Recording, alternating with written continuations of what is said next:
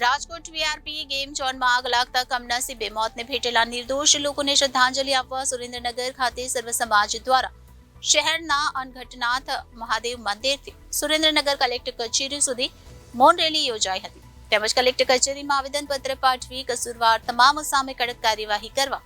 માંગ કરી હતી। રાજકોટ ગેમ ઝોનમાં આગ લાગવાના બનાવમાં 28 લોકોના મોતના બનાવે સમગ્ર ગુજરાતને હચમચાવી નાખ્યું છે અને આ બનાવના ઘેરા પ્રત્યાઘાત સમગ્ર રાજ્યની સાથે સુરેન્દ્રનગર જિલ્લામાં પણ જોવા મળ્યા છે અને આ ગેમ ઝોનમાં લાગેલી આગમાં કમનસીબે મોતના મુખમાં ધકેલાઈ ગયેલા તમામ મૃતકોને શ્રદ્ધાંજલિ આપવા માટે સુરેન્દ્રનગર ખાતે સર્વ સમાજ દ્વારા એક મૌન રેલીનું આયોજન કરવામાં આવ્યું હતું જેમાં સુરેન્દ્રનગર અને ઘટનાથ મહાદેવ મંદિરથી સુરેન્દ્રનગર કલેક્ટર કચેરી સુધી મૌન રેલી યોજાઈ હતી। આ મૌન રેલીમાં તમામ જ્ઞાતિના આગેવાનો જોડાયા હતા અને સુરેન્દ્રનગર કલેક્ટર કચેરીના પ્રાંગણમાં 2 મિનિટનું મૌન પાળી મૃતકોને શ્રદ્ધાંજલિ આપવામાં આવી હતી અને જિલ્લા કલેક્ટરને લેખિત આવેદનપત્ર પાઠવી આ અગ્નિકાંડમાં જવાબદાર તમામ સામે કડક કાર્યવાહી કરવા માંગ કરવામાં આવી હતી।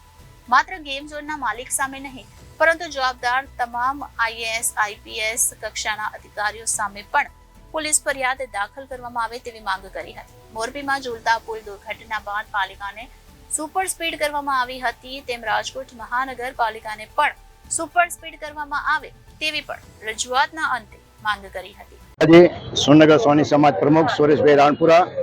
આજે સર્વ સમાજની જે આ રેલી નીકળવાની છે તેમાં સુરેન્દ્રનગર સોની સમાજ સંપૂર્ણ વધે સહયોગ અને ટેકો આપે છે। શ્રી વિશુભાભાઈ જે કન્વીનર છે એમના આહવાનને દરેક સમાજે પ્રોત્સાહિત કરી અને ટેકો આપેલ છે તે બદલ સર્વે સમાજને અમે સોની સમાજ પણ ધન્યવાદ આપીએ છીએ। આ જે કાંડ બન્યું છે એમાં માલિકોનો એટલો દોષ છે એવું નથી, પણ જે વિશુભાભાઈએ કીધું કે આઈપીએસ અધિકારીઓ જે કંઈ આના જવાબદાર અધિકારીઓ છે એ પણ એટલા દોષ છે કારણ કે એમને આમાં કોઈ પણ જાતની મુજબની કાર્યવાહી કરી નથી અને આવા કાર્યો કરાવ્યા છે તો એ બદલને અમે ખૂબ ધિક્કારીએ છીએ અને તેઓને કડકમાં કડક સજા થાય એવી અમારી સર્વે સમાજની માગણી છે। જય હિન્દ।